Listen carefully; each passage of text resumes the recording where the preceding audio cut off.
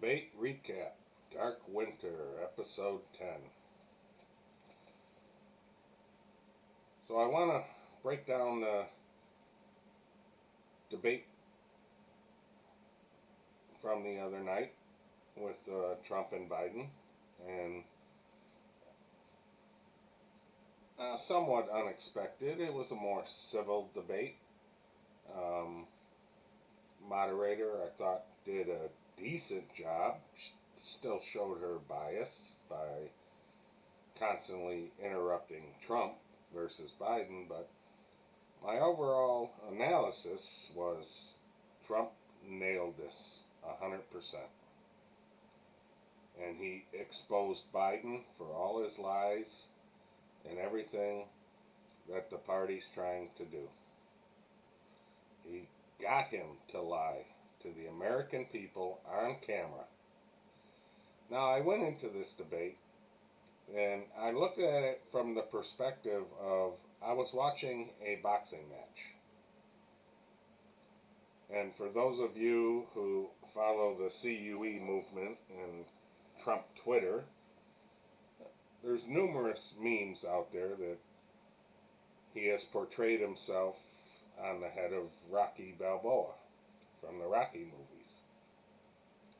Well, I thought the first 30 minutes was pretty strong by both sides. Biden was good, sharp, concise. But as the debate went on, you could see Trump was wearing him down. And then he got to the 15th round. And that's when Biden lost it. He was stuttering. He was confused. So Trump hits him with the moderator brought up the, Green New Deal, climate change, all that crap. I don't know why that topic was even on there. We're so tired of this. Actually, I would have liked to have seen more on foreign policy and what Trump has been doing in the Middle East of late. Let us not forget this one valid point, and I wish Trump would have hit this. He is the first president, going back to Lyndon Johnson, where he has not invaded a country and gotten us into war. I want that to sink into you people. We have gotten into no new wars under this president going back to the late 1960s. Okay. So they started talking about, fracking and everything, and Trump called Biden on the table and said, hey, you're for banning fracking. You're for getting rid of the oil industry. And Biden, that is not true. That is not true. Show me the evidence. Well, Trump says, well, we got it on tape. Well, put it up on your website. Folks, it wasn't 1 minute after Biden made that comment. Trump's Twitter feed posted out the video of not only Biden, but Kamala Harris going back to the debates and their campaign speeches talking about how they were going to ban fracking. And then we got into the border. About the 500 children that haven't been reunited with their parents. And what a travesty this all was. And we've seen the pictures. It's all out there on the internet. We all know that those pictures of children in cages were actually taken during the Obama-Biden administration. So what did Trump do? Who built the cages, Joe? Joe, who built the cages? I mean, Trump was on his game. Just amazing. And the more this went on, the more stuttering that you got out of Joe Biden because he didn't know how to handle this. This is the 15th round, and Trump is just laying punch after punch after punch. So again, we have to deal with the whole COVID thing, and how badly Trump handled this. Biden's excuse: Trump mishandled this whole thing from day one. People, go back and research what happened during the H1N1 swine flu and what the Obama-Biden administration did. 60 million cases. Thankfully, there were no deaths because this wasn't a deadly virus. But you can find they stopped testing at a certain point. But yet, they want to keep blaming Trump. Trump is responsible for all the deaths that happened in this country. Well, aren't there deaths happening in other countries? So should those world leaders also be responsible for those deaths? I don't hear anybody calling them out.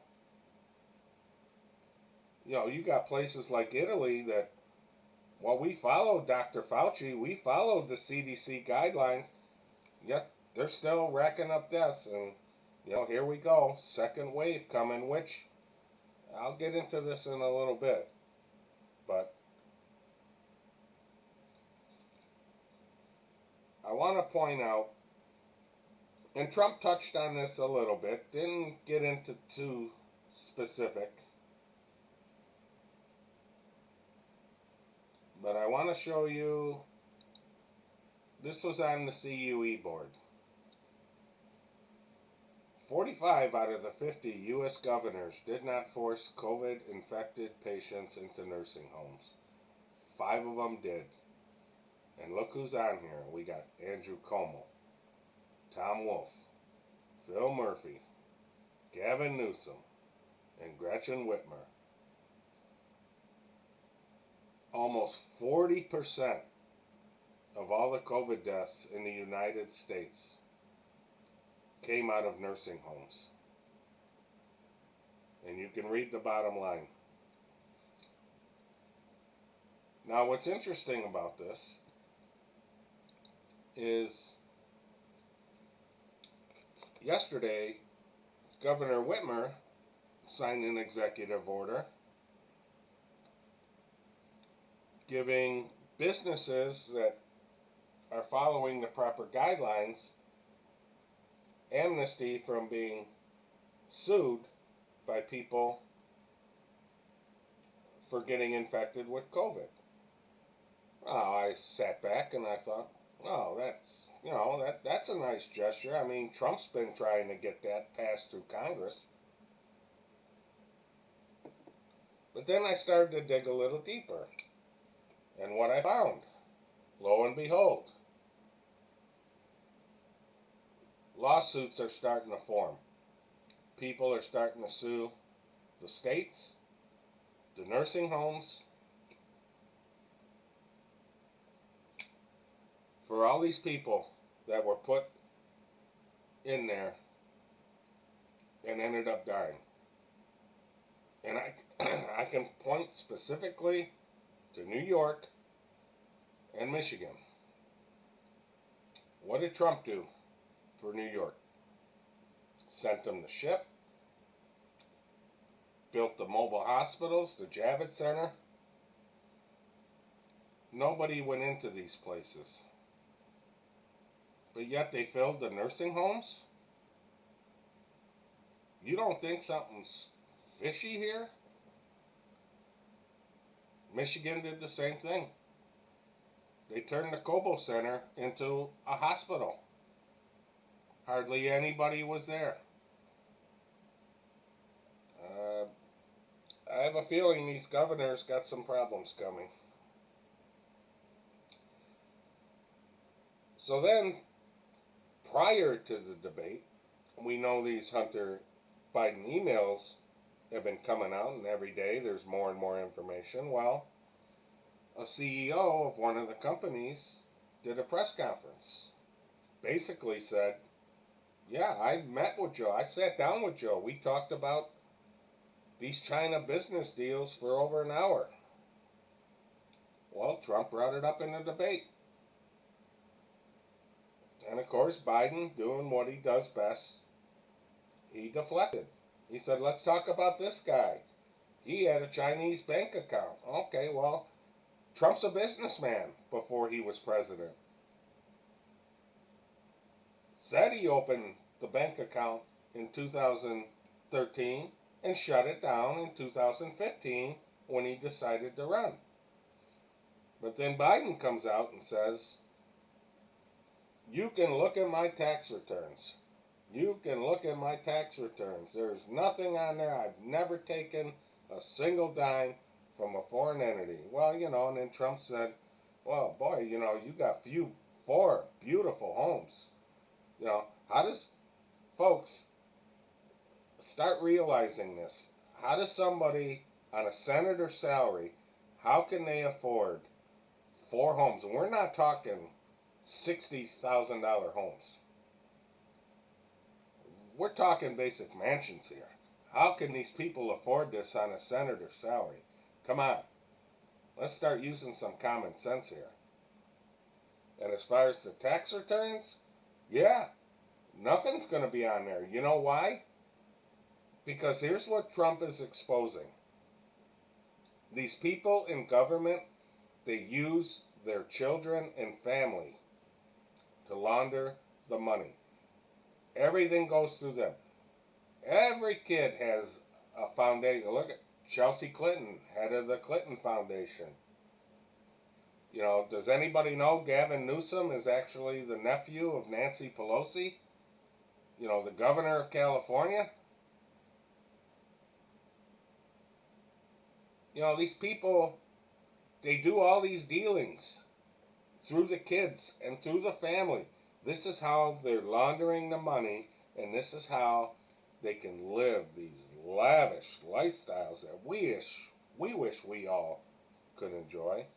But what's interesting, again, about what Trump's doing with these tax returns, we all know he's in a legal battle in the Southern District of New York to get his tax returns released. And for those of you out there that believe that Trump was handpicked for this position and to do what he's doing, rest assured, these tax returns are squeaky clean. If they weren't, if that theory is true, they wouldn't have put him in this position. But what he is doing, and I predict that what he is doing is he is setting precedent here. Ultimately, the Supreme Court's probably going to rule that he has to turn over his tax returns. What does that open the door up for? Other congressional people and their families to release their tax returns. They took the bait, and Trump set them up beautifully.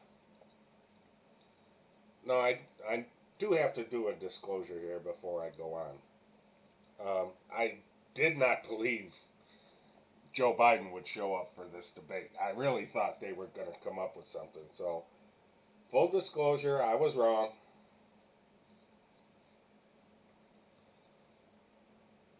So, getting back to the Hunter Biden stuff, and we're seeing it's damaging stuff.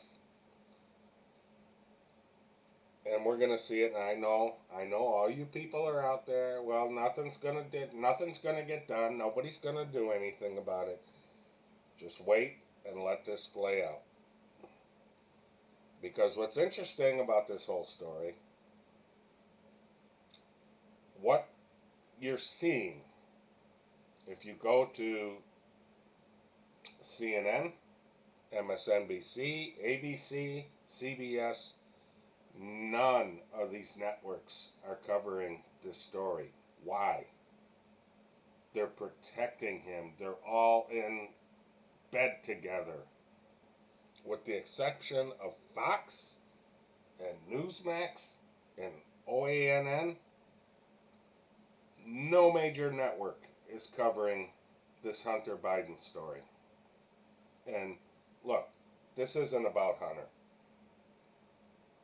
You know, this is a troubled kid, obviously struggling with issues, addiction, and other things.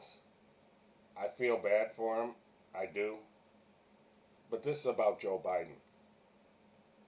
The Hunter stuff coming out, it leads to pathway to Joe Biden.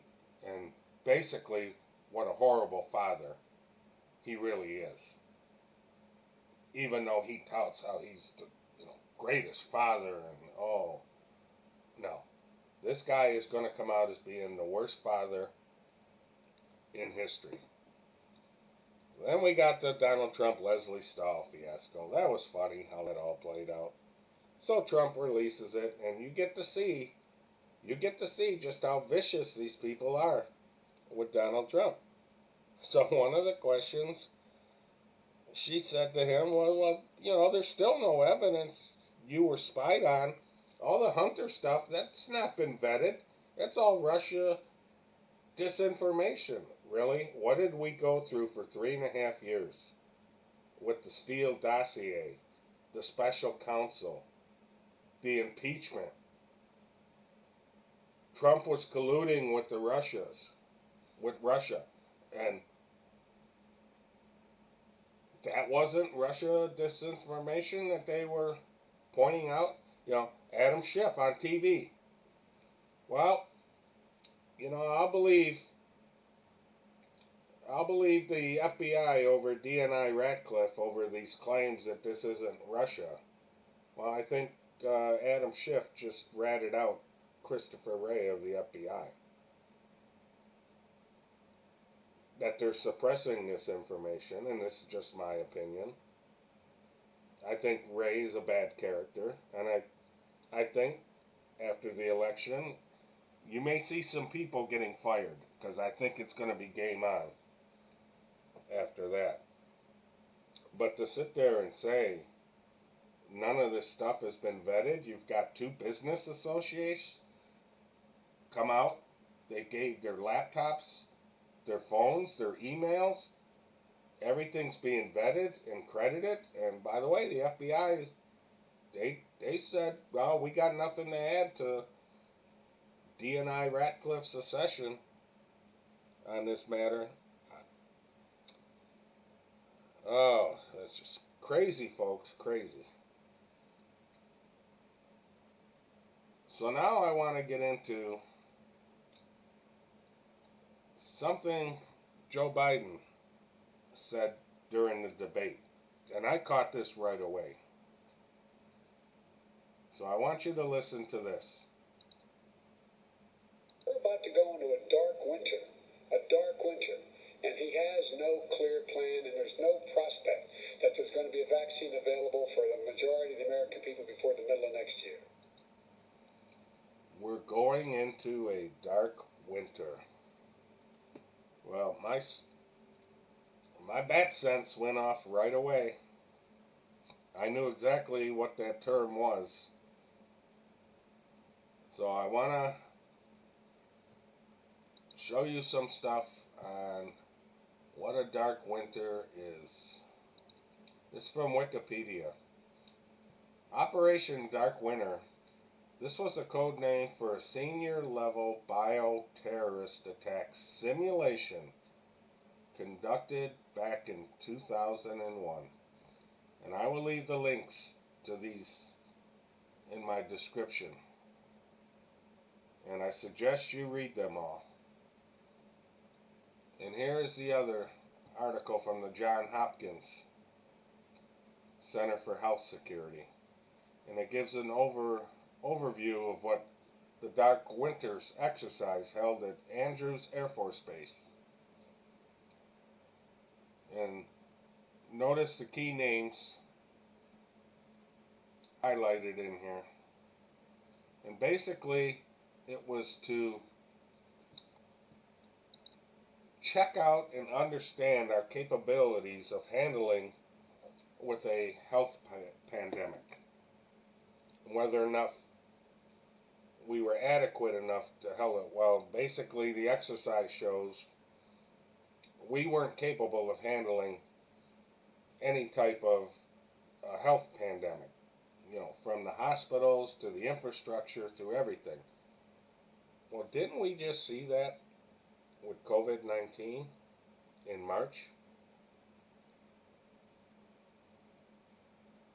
What did we hear Trump say? Well, the Obama administration left us high and dry. We had nothing. We had to make all this stuff. And he did an excellent job. He got manufacturing in under executive orders, under the National Emergency Act, just like we did in World War II, where the automakers were producing parts for tanks and military vehicles. He got the private industry involved. And look how fast all this stuff. You don't hear anything about people needing ventilators anymore. There's a mass shortage. You don't hear any of this stuff anymore. But my opinion, this was a false flag, and for those of you that don't know what a false flag is, it doesn't mean it's fake. It could be a real occurrence. False flags originated back in the day of the pirates. And what pirate ships would do, they would have on their mast the flag of the opposing ships they were approaching, so they would seem friendly. And then once they got close to them, they would attack them and board them and raid them. And so that's where the term false flag comes from. So if your memory's good and you can go back and research some of the old videos, you know, what did we hear in April, in May? Well, you know, the trend's coming down, everything's looking good, but, you know, we're worried about winter. We're worried about winter. There'll be a second spike, and it'll be worse because we'll have flu on top of it, and we won't be able to distinguish between the two.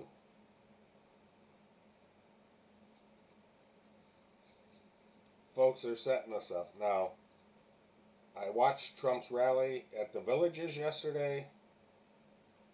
I believe Trump's on top of this because he brought this subject up. He said, you know, Joe Biden, he's talking about there's going to be a dark winter. Yeah, Donald Trump assured the people there's not going to be a dark winter. There's going to be a light at the end of the tunnel. Get into this again, folks. This is a spiritual battle. This is about dark versus light. And if you listen to the Democrats, and I go back to the DNC convention, everything they said was dark. It's fear-mongering, talking about this is a battle for the souls of this country. It is. This is a spiritual battle. I ask everybody, get on your knees, pray for your families and friends, that the light overtakes the dark. I do believe Trump is in charge of this. I do believe he has the hand of God on him. I don't know how much longer that will keep going. It might be another video for another time on my beliefs on some of that stuff. But this vote, this time, this is a spiritual battle. And in closing, getting back to Biden's comments, he was talking about the fracking and how we're going to do, and he was speaking code again, and this is what they do. This is why you have to pay attention to what they say. Well, we're going to get rid of it by 2030 and by 2050. Folks, all you got to do is look up Agenda 2030 and Agenda 2050. And if you want to know who our real enemies are, number one would be China, and number two would be the United Nations. I still don't know why Trump hasn't gotten them out of this country yet. I hope he does it soon. So I hope you enjoyed today's video. Hit the like and subscribe button. I want to thank everybody. Be safe, be vigilant, be strong. God bless. We'll see you next time. Good night.